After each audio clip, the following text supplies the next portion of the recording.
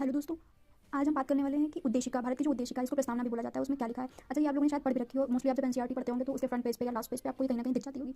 चलिए आज बात कर लेते हैं इसमें कैसे क्या लिखा है और आपको किस तरीके से याद रखना है। तो ये प्रस्तावना बोलती है कि हम भारत के लोग, किसके लिए है ये प्रस्तावना, तो हम भारत के लोग भारत को एक संपूर्ण प्रभुत्व संपन्न समाजवादी पंथनिरपेक्ष लोकतांत्रिक गणराज्य बनाने के लिए तथा उसके समस्त नागरिकों को, ठीक है, अभी यहाँ पे रुकते हैं एक मिनट।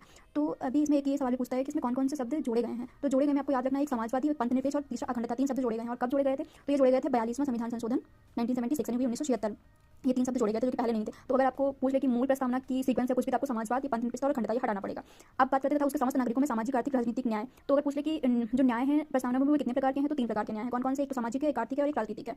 तो यहाँ पे आपको कुछ और लिख के पूछ देगा कि सांस्कृतिक या किसी भी तरीके का, तो ध्यान रखा है कि सिर्फ सामाजिक, आर्थिक और राजनीतिक न्याय दिया हुआ है। अब स्वतंत्रता की बात करते हैं तो स्वतंत्रता कितने प्रकार की है? पांच प्रकार की। न्याय तीन प्रकार का है, स्वतंत्रता पांच प्रकार की है। कौन कौन सी? विचार, अभिव्यक्ति, विश्वास, धर्म और उपासना की स्वतंत्रता, ठीक है, पांच प्रकार की है। समता कितने प्रकार की है? दो प्रकार की। एक प्रतिष्ठा और अवसर की समता प्राप्त करने के लिए तथा उन सब में व्यक्ति की गरिमा और राष्ट्र की एकता और अखंडता को सुनिश्चित करने वाली बंधुता को बढ़ाने के लिए दृढ़ संकल्प होकर अपनी संविधान सभा में आज तारीख या दिनांक 26 नवंबर 1949 को एतत् द्वारा इस संविधान को अंगीकृत, अधिनियमित और आत्मार्पित करते हैं। ये पूछेगा कि कहीं कहीं आपको अंगीकृत लिखा हुआ होगा, कभी कभी अधिनियमित लिखा होगा, कभी कभी आत्मार्पित लिखा होगा। तो आपको याद रखना है कि ये तीन शब्द लिखे हुए हैं, अंगीकृत, अधिनियमित और आत्मार्पित करते हैं। डेट की बात करते हैं तो आपको ये डेट भी याद रखनी है कि कब? 26 नवंबर 1949 को। तो ये पूरी प्रस्तावना की बात हो गई। तो इस तरीके से आपको कैसे याद रखना है वो सब इसमें लिखा हुआ है, ठीक है। देखो यहाँ पे लिखा हुआ है कि संविधान का 42वां संविधान 42वां संविधान संशोधन अधिनियम 1976 की धारा 2 द्वारा ये डेट लिखी हुई है, प्रभुत्व संपन्न गणराज्य के स्थान को प्रतिस्थापित किया गया था। और संविधान में 42वां संविधान संशोधन क्षेत्र की धारा 2 इसको राष्ट्र की एकता के स्थान पर प्रतिस्थापित किया गया था। तो ये भी आपको याद रखना है। तो ये हमारी पूरी उद्देशिका प्रस्तावना की बात हो, इसको याद रखना है। मोस्टली यूपीएससी हो चाहे पीसीएस हो चाहे वनडे एग्जाम्स हो, मोस्टली पूछता रहता है। इस तरीके से आप ना ये चीज़ तो आपको बिल्कुल याद रखना है कि न्याय जो है वो कितने प्रकार का है, तो तीन प्रकार का है। स्वतंत्रता कितने प्रकार की है? पांच प्रकार की है। समता कितने प्रकार की है? दो प्रकार की। इस तरीके से ये पूछ लेता है। एक बार सीक्वेंस शायद